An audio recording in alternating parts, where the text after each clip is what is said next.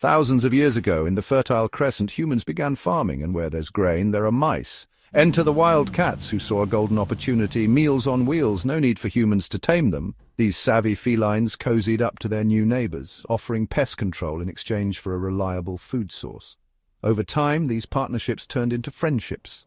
Unlike dogs or cows, cats weren't bred for work, they simply chose the comfy life. As they moved in, they got smaller, friendlier, and sported stylish new coats. From Egyptian gods to European family members, cats found a way into our hearts and homes.